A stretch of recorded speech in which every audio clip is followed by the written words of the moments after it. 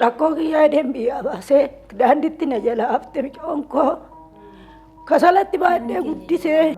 Ofii isaatiif sobduu ta'ee nama guddaarra nama sobsisiisa jechuudha.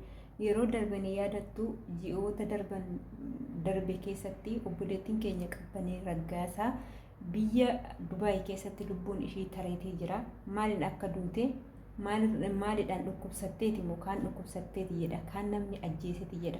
Yeroo ammaa kana haadha miskiina haadha ishii takkitti aniyyuu dhibamtuudha. Hanga guyyaa har'aatti gumaan ilmoo kiyyaa naaf hin baane jettee yeroo miidiyaa kanarratti naannifamaa jiru argitaniiti jirtu samoona kana jechuudha.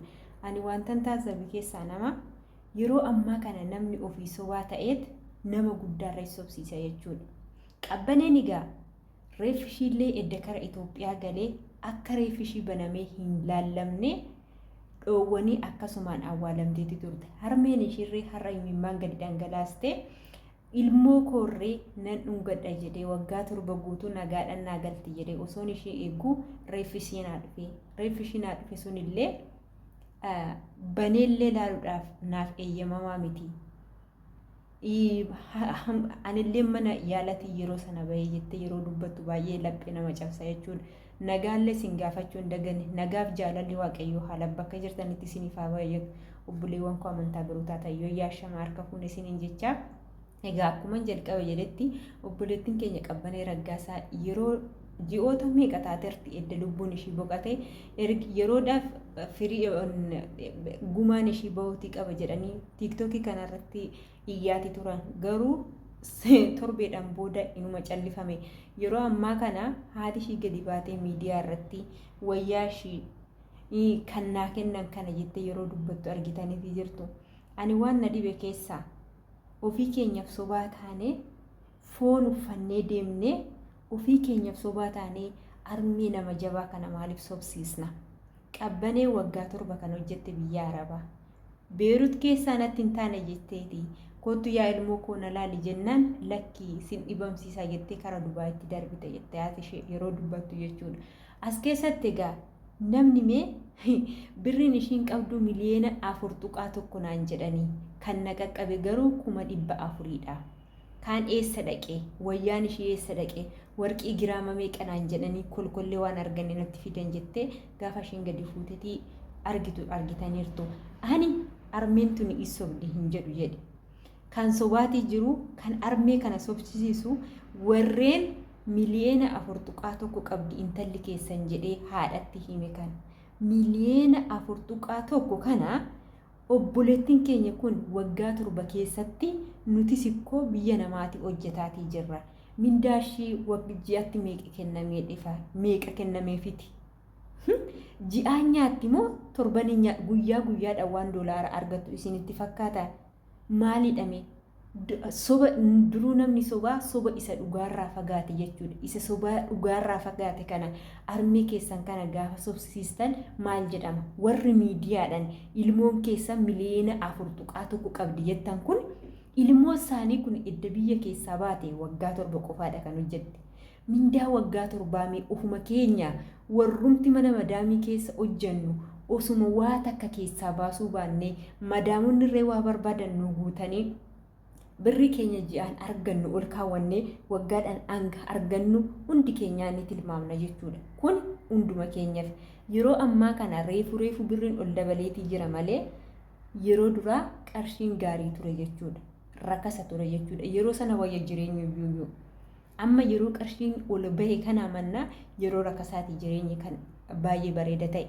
An namoota miidiyaa kana kan harmee ishee sanaan dhaqee miliyoona 4.1 qabdi intalli keessan jedhee itti deesse sun har'a haati kun gurri koo waan dhaga'aa miti gurri wanta dhageetti sana waan dhaqanii harmee kanatti himan kana harmeen kun immoo gadi baatee miidiyaa irratti akkana jetti. Gaafa harmeen kun immoo miidiyaa kanarratti akkana jettu mee angamshee muftusin haadha kanatu soba jettu moo isa dhaqeetti himetu soba jettu eenyurra laaltume? Ani harmee kanarra ilaalu jechuudha. Mindaashii waggaadhaan hangam akka argattu mucaan isaanii hin beektu. Mucaan isaaniitu jalaa badde garuu du'a lama ajjeestan harmee kana jechuudha. Duun inni tokko ilmoo ishii lubbuun darbite biyya namaa keessatti akka reeffi ishii banamee hin laalle taasistan waggaa 7 guutuu otoo haati kun ija ishii yoomnaa dhufti jedhee yoomnaa dhufti jettee osoo eegdu kan duuteellee reeffi ishii akka bantee hin argine taasistan tokko isinutu du'e jechuudha. Lammata immoo kan sobe kan ajjeestan armee kana gaafa 4.1 miliyoona 4.1 ani irra deddeebiitan dhaggeeffadhe sagalee sanarree barreeffama sanarree silaa sobamu wanti kun jedhee garuu armee nama guddaa kana armee haa ilmoon jalaa duute kana gaafa sobsiistan maal isinitti fakkaata isinoo amma gaa armee kanatu sobi jettumoo warratti dhaqee hime waggaa meeqa hojjetteeti ishiinoo kan hojjette waggaa 7 qofaadha nutuyyuu waggaa meeqa hojjanneeti 4 miliyoona 4.1 waanuma qoosaa seetanii 400 seetanii 400 qofatu nagaye isa keessaa ilmoo kottiin awwaale gaggeessaa godheef jetti harmeen tuni jechuudha. Inni afi eessa akka dhaqee hin beeku jetti. Maaf sobdu nama? Sobuun gaarii miti. Ati haadha qabda koo maaliif sobdaa? Inni dhaqee akkana miliyoona amma kanaa qabdi intalli kee jettu ofii keetiif sobdee armee nama guddoo kana nama jabduu kana du'a lama awwaalte jechuudha. Qotteet awwaalte jiraatti armee kana. Maa inni sobni amma naga'u? Gaafa waa tokko namatti himtanii wanta dhugaarra ejjettanii osoo namatti himtanii waan gaariidha. Namoonni gaa amma armee kanatu sobu. Akkamitti akkana jette armeen kun jedhu. Armeen sun birri hangam akka argattu. Maal akka argattu birri ishii eessa akka dhaqu wanti ishiin beektu hin jiru jechuudha.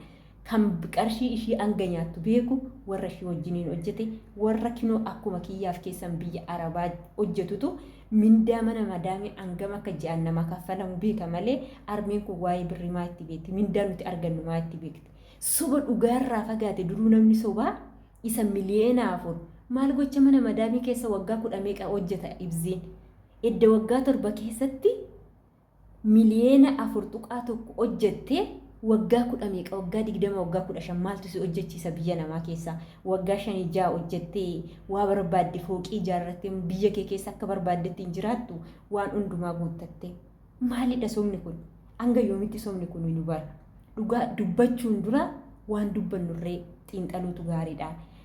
Haati kun hangam akka qismishii cabe jireenya bara baraatiin hanga namni hiriyoonni ishii dhufanii maatii isaaniitti nagaadhaan makaman wii ilmoo koo jettee bochi ilaalaa wii ilmoo koo jettee yeroo hunda akkuma ilaalte tafti maaliif du'a lama ajjeestu jechuudha.